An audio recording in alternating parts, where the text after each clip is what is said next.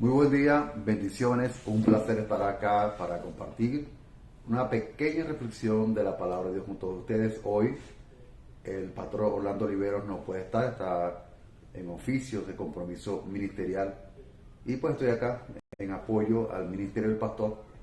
Les habla su hermano y amigo José Mavares.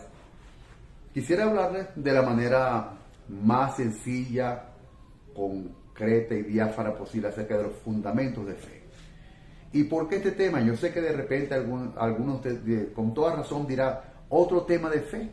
La fe es el tema del cual los cristianos más hablamos, pero hay algunos aspectos que de repente se manejan de manera difusa, de manera abstracta, y hoy en estos minutos que tengo para esta reflexión quiero concretar algunas ideas. La epístola a los Romanos capítulo 1 versículo 17 dice que el justo por la fe vivirá. La única manera que Dios nos entregó y diseñó para poder vivir dentro del Evangelio del Reino, desenvolvernos dentro del Evangelio del Reino, es por fe.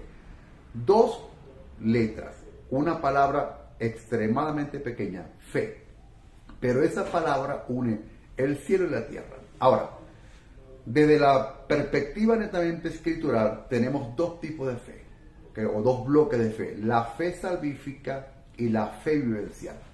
La primera epístola del apóstol Pedro, capítulo 1, verso 9, dice: obteniendo el fin de vuestra fe, que es la salvación de vuestras almas. No hay una bendición más grande, más gloriosa que cualquier ser humano pueda poseer o recibir sobre la faz de la tierra, que es la salvación en Cristo Jesús. No hay oro, no hay plata, no hay piedras preciosas, no hay bienes materiales, no hay riquezas que puedan alcanzar, pagar la magnitud de lo que implica ser salvos en Cristo. Ahora, esa salvación viene evidentemente a través de la fe, del arrepentimiento, de la confesión. Romanos 19 dice que si creyeres en tu corazón que Dios levantó a los muertos a Cristo y confesaras con tu boca que Jesús es el Señor, serás salvo. Son los dos requisitos bíblicos para la salvación. Repito, que si confesares, Romanos 19, que si confesares con tu boca que Jesús es el Señor y creyeres en tu corazón que Dios le levantó a los muertos, eres salvo. Ya esa es la fe salvífica. Si usted cumplió con esos dos requisitos, usted es salvo.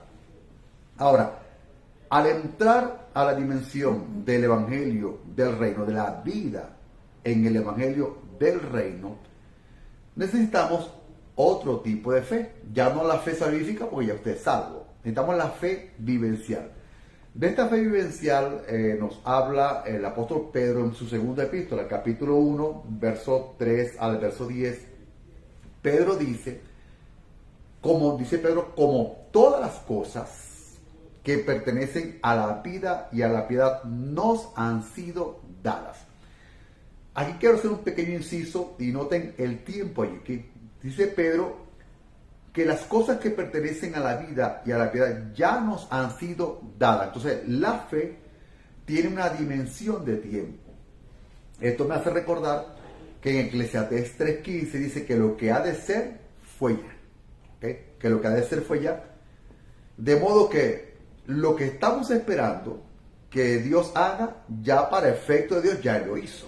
Entonces, nuestra fe casi siempre está condicionada o ajustada a una dimensión de tiempo futura. O sea, siempre estamos esperando que Dios haga algo, creyendo que Dios lo va a hacer. Pero al revisar bien la Biblia, los tiempos de fe bíblicos son diferentes. Es por eso que en 1 Corintios 2:12 dice que nosotros no hemos recibido el Espíritu que proviene del mundo, sino el Espíritu que proviene de Dios, para que sepamos lo que Dios nos ha concedido. Siempre estamos usando fe para tratar de visualizar a través de la perspectiva de la fe, de los binoculares de la fe, lo que Dios nos va a conceder. Pero eso no es lo que el texto dice. Repito, 1 Corintios 2:12 dice que nosotros hemos recibido el Espíritu de Dios. No tenemos el Espíritu del mundo, sino que hemos recibido el Espíritu de Dios para que sepamos lo que Dios nos ha concedido. Ejemplo, a veces pedimos, Señor, dame fe, pero si leemos en Romanos 12:3 dice, conforme a la medida de fe que Dios repartió a cada uno. Entonces hemos estado pidiendo fe y ya el Señor nos dio fe. Romanos 12:3. Hemos estado pidiendo, Señor, dame poder y dame autoridad. Y Lucas 9:1 dice que el Señor nos dio poder y nos dio autoridad. Hemos estado diciendo, Señor, sáname. Y primera de Pedro 2:24 dice, por su llaga fuiste curado. Noten que la fe, el tiempo de fe bíblico es diferente al tiempo de fe que nosotros estamos manejando. ¿Ok?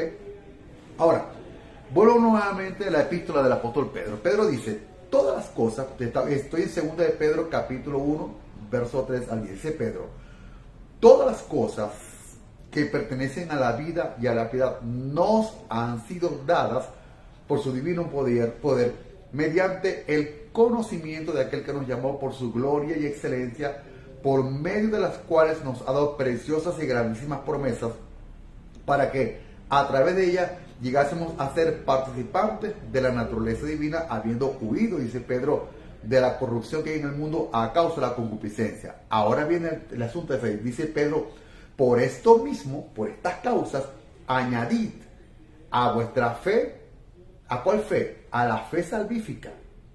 La fe que te hizo salvo, a esa fe dice, hay que añadirle virtud, a la virtud conocimiento, al conocimiento dominio propio, al dominio propio paciencia, a la paciencia piedad, a la piedad afecto fraternal y al afecto fraternal amor. Sigue diciendo el apóstol Pedro, porque si estas cosas, dice Pedro, están en vosotros y abundan, no os dejarán estar ociosos ni sin fruto en cuanto al conocimiento de nuestro Señor Jesucristo. Evidentemente, un cristiano cuya fe salvífica está respaldada por virtud, conocimiento, dominio propio, paciencia, piedad, afecto fraternal y amor, es un creyente altamente productivo para Dios.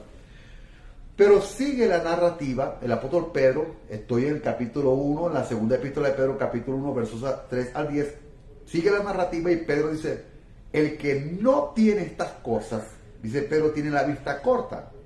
Luego hace un inciso y dice, es ciego y ha olvidado la purificación de sus antiguos pecados. Evidentemente se entiende. Si yo tengo Biblia, formo parte de una comunidad de fe, es decir, de una iglesia local, de una congregación, asisto a mis cultos, canto coros, himnos, escucho las predicaciones, pero resulta que tengo Biblia, canto coros, voy a la iglesia, doy diezmos, doy ofrenda, una vida eclesiástica natural. No está respaldada por virtud, no está respaldada por conocimiento, no está respaldada por dominio propio, no está respaldada por paciencia, no está respaldada por piedad, por afecto, por amor. Bueno, yo lo que decía, sigo siendo el mismo inconverso de siempre. Lo que pasa es que me gusta el evangelio. Y el tercer aspecto es la conversión. Dice en Hechos 3:19, dice, arrepentidos y convertidos para que sean borrados vuestros pecados. Note que la letra I está intercalada entre arrepentimiento y conversión. A veces hacemos alguna actividad y decimos, bueno, se convirtieron tantas personas, no se convirtieron nada, aclaremos, ellos no se convirtieron, ellos fueron convencidos. Ahora tenemos que esperar que comiencen a dar fruto digno de arrepentimiento y luego tenemos que esperar que comiencen a experimentar la conversión. ¿Y qué tiene que ver esto con la fe? Bueno, mucho, porque tenemos una cantidad inmensa de personas que ya fueron convencidas, tienen un nivel de fe en el área del convencimiento, saben que Cristo vino, que el Verbo se encarnó, se hizo carne, vivió entre nosotros, murió y resucitó y viene a levantar la iglesia, saben que el Evangelio es la verdad, saben que la palabra es la verdad, ellos están plenamente convencidos, son de Dios, pero tienen problemas, serios problemas con la fe vivencial. ¿Por qué? Porque ese convencimiento no ha mutado, no ha trascendido al arrepentimiento y mucho menos a la conversión. ¿Cuándo sabemos que la fe del convencimiento ha comenzado a progresar, a dar pasos hacia el arrepentimiento, hacia la conversión? cuando los complementos de los que habla el apóstol Pedro comiencen a hacerse visibles. Voy a explicar en estos minuticos que me restan cómo funcionan estos complementos. Son 7 complementos: virtud, conocimiento, dominio propio, paciencia, piedad, afecto y amor. Virtud. Noten, Pedro dice, añadid a vuestra fe virtud. Ese es el trabajo del creyente, ese trabajo no es de Dios. Ya les aconsejo, no se pongan a orar, Señor, dame virtud, porque Él te va a decir, yo no voy a hacer eso, es trabajo tuyo. ¿Okay? Ahora, la palabra virtud tiene 2 connotaciones en la Biblia. Usted ve que la mujer del flujo de sangre dice que ella tocó el manto del Señor y virtud salió de él para sanar. En ese contexto, la palabra virtud significa poder. De hecho, el Señor Jesús lo dijo, poder ha salido de mí. Pero cuando vamos a Proverbios capítulo 31, verso del 10 al 30, dice palabras del rey Lemuel, las palabras con que le habló su madre. Cuando comenzamos a hacer la lectura hilativa, digo hilativa texto por texto, notamos que esa dice la mujer virtuosa, ¿quién la hallará? Dice que es de gran estima, más que las piedras preciosas. Y comenzamos a ver que dice que al marido lo alaban, a los hijos, ¿por qué? Por la virtud de la mujer. Noten que la palabra virtud de Proverbios tiene una connotación totalmente diferente, un significado totalmente diferente al de Marcos. En Marcos la palabra, cuando la mujer flujo de sangre, virtud era poder, pero ahora en Proverbios tiene que ver con una conducta intachable, con un buen testimonio. Cuando Pedro dice, añadid a vuestra fe virtud, no se está refiriendo a la virtud del poder, se está refiriendo a una virtud de conducta, de buen testimonio. Señores, ¿qué hacemos? De verdad hay que preguntarnos, ¿qué hacemos con tener Biblias, asistir a un culto, cantar los coros, escuchar unas predicaciones, formar parte de la comunidad de fe de la iglesia, y que todo eso no está respaldado por un buen testimonio? No hacemos nada. De hecho, muchas veces es hasta contradictorio y perjudicial, porque cuántas personas están vacunadas contra el evangelio por culpa de alguien que tiene una Biblia, que asiste a una iglesia. Como dice la escritura, por causa vuestra mi nombre es blasfemado. Entonces, tener buen testimonio es importante en la vida cristiana. Demostrar a través de nuestra manera de vivir que el evangelio, que el poder del evangelio transforma las vidas. Como dice Romanos 12:2, transformados por medio de la renovación de vuestro entendimiento para que comprobéis cuál sea la buena voluntad de Dios, agradable y perfecta. Recordemos que en la epístola a los Hebreos, capítulo 11, versos 5 y 6, dice que Enoc fue traspuesto para no ver muerte, pero antes de ser traspuesto tuvo testimonio de haber agradado a Dios. Entiendo, estamos esperando el glorioso momento del arrebatamiento de la iglesia. Perfecto. Pero señores, por favor, antes de ser arrebatados tenemos que procurar dar buen testimonio y honrar el nombre de Jesús y honrar la grandeza y la majestuosidad del evangelio en la tierra. Noten, a la virtud hay que añadirle buen testimonio. Al testimonio dice que hay que añadirle conocimiento. Jeremías 9:24 dice, Dios, alábese en esto el que se hubiere de alabar, en conocerme y entenderme que yo soy Jehová, que hago justicia, juicio y misericordia. Es la única parte en la Biblia donde Dios le dice al hombre, si te quieres alabar, alábate. Porque en la Biblia la alabanza es para Dios, pero dice Dios, te quieres alabar, alábate, pero en conocerme y en entenderme. A Dios lo conocemos a través de su palabra. Conoceréis la verdad y la verdad os hará libre. El problema es entenderlo. ¿Okay? Porque hay cosas que nada más que se le ocurren a Dios. Ejemplo, en Mateo capítulo 5, versos 23, 24, 21, 23, Jesús dice, si vienes al altar y allí recuerdas, estando en el altar recuerdas que tu hermano tiene algo contra ti, deja la ofrenda, ve y reconcíliate. El razonamiento humano, la lógica humana establece que si alguien tiene algo contra mí, ¿quién tiene que venir a reconciliarse? Pues el que tiene algo contra mí. Pero noten que en la dinámica del evangelio es diferente. Dice Jesús, no. Si allí recuerdas que tu hermano tiene algo contra ti, deja la ofrenda, ve y haz paz con él. Noten que son cosas que no son fáciles de entender para el razonamiento humano, pero funcionan desde la perspectiva de Dios. Por eso dice Dios, alábense en conocerme y en entenderme. De hecho, le voy a proponer un momento, hagamos un programa programa sobre la voluntad de Dios. Buen programa sobre lo que implica la voluntad de Dios, la voluntad general y la voluntad particular. Pero avanzamos. ¿Okay? Ya sabemos que a la fe, a esa fe salvífica, usted dice soy salvo en Cristo, ok, pero a esa fe tienes que añadirle buen testimonio. A esa fe tienes que añadirle conocimiento de la Escritura y un conocimiento vivencial en Dios. Al conocimiento dice el apóstol Pedro que hay que añadirle virtud. ¿Dónde encontramos la virtud? En 2 Timoteo 1:7 dice que allí no hemos recibido espíritu de cobardía, sino de amor, de poder y de dominio propio. ¿Para qué sirve el dominio propio? Para mantener un autocontrol. ¿Por qué razón? Porque cuando el creyente comienza a tener buen testimonio y el creyente comienza a tener conocimiento, señores, las puertas del infierno se van a abrir. Todas las potestades satánicas se van a activar para atacarte. Hay una confabulación del mundo espiritual y créanme, nos va a hacer falta mucho dominio propio para mantener el equilibrio, las presiones bajo las demandas de Dios, los ataques del diablo, las emboscadas de la carne y las atracciones del mundo. Eso es la vida en el Evangelio. Hace falta tener mucho dominio propio. Al dominio propio dice que hay que añadirle paciencia. ¿Dónde encontramos la paciencia? En el Salmo 40, verso 1 al 3, David dice, pacientemente esperé a Jehová. Noten, y me gusta que David diga que esperó a Jehová y no esperó en. Casi siempre estamos esperando en Dios, ¿no? Esperamos en el Señor de que Dios haga algo, pero eso no es lo que dice David. David dice, no, yo no estoy esperando en Dios, yo estoy esperando a Jehová, que personalmente venga y me ayude. El Señor es nuestro ayudador. El Señor es nuestra fortaleza, ¿ok?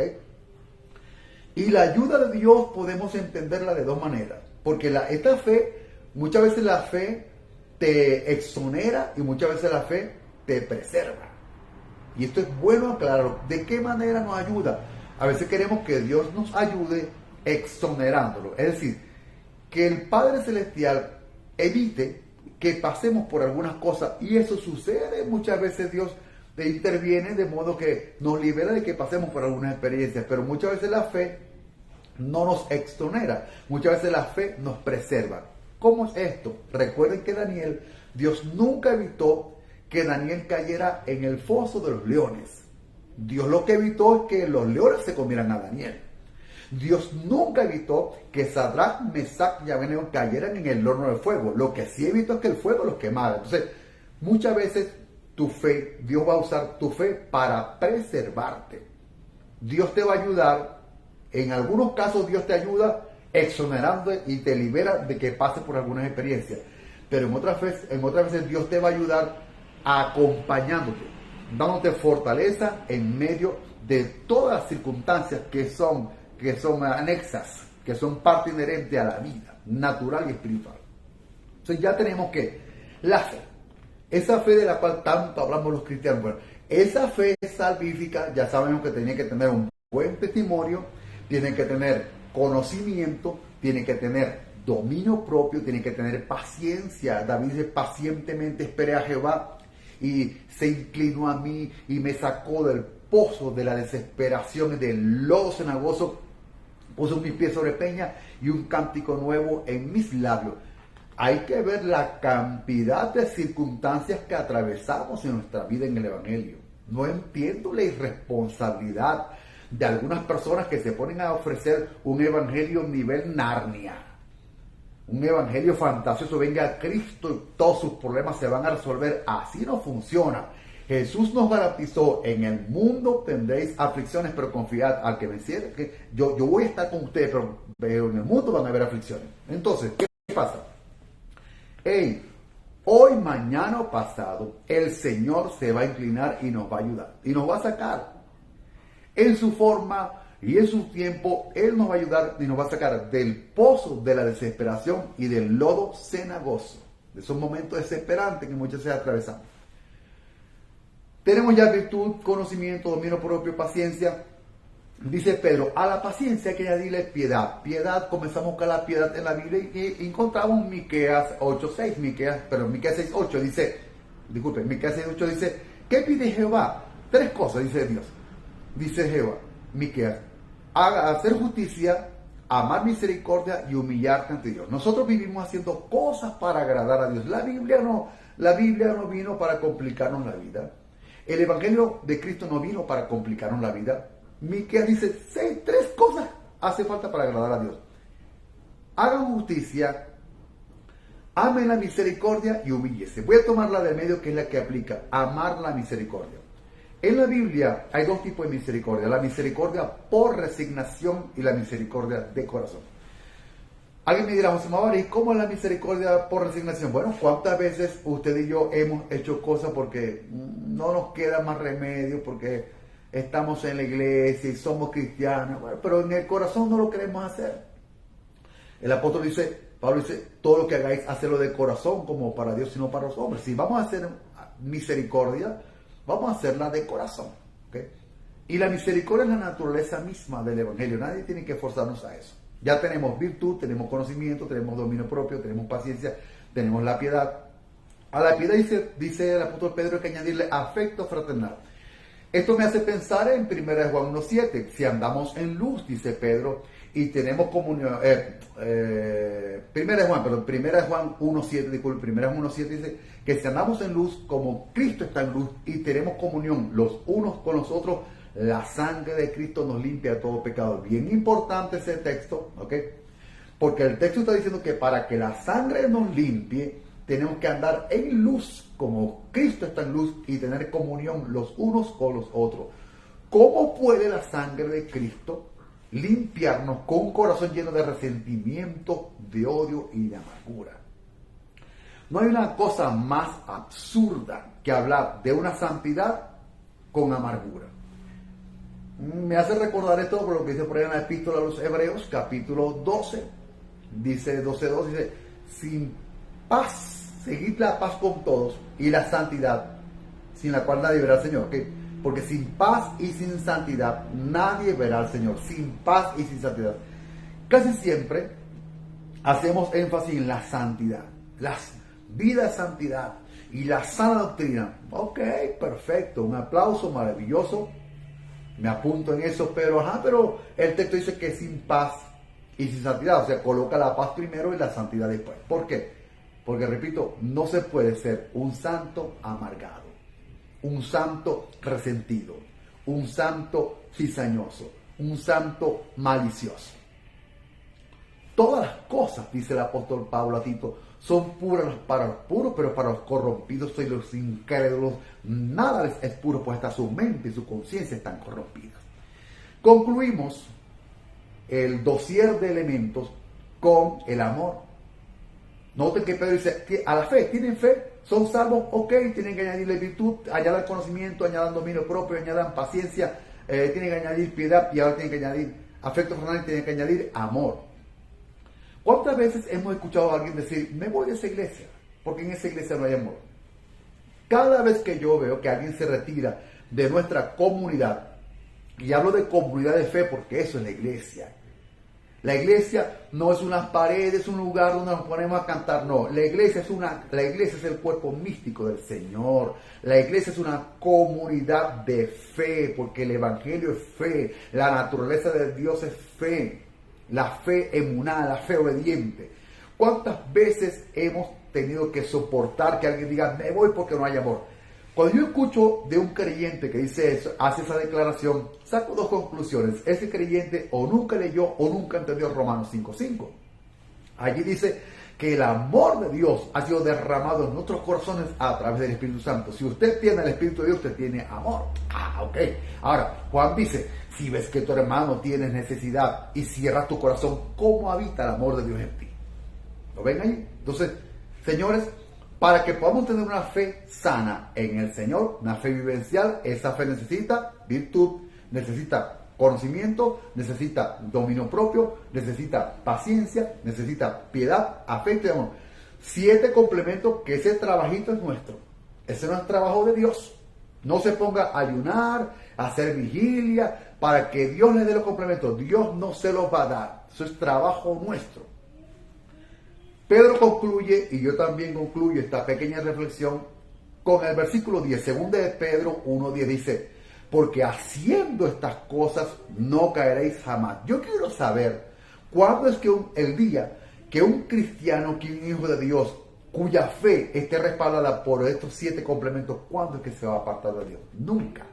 De hecho, estos son los 7 complementos o las 7 evidencias de la vida en Cristo. Un placer esta mañana haber compartido esta pequeña reflexión con ustedes. Bendiciones. Dios les guarde.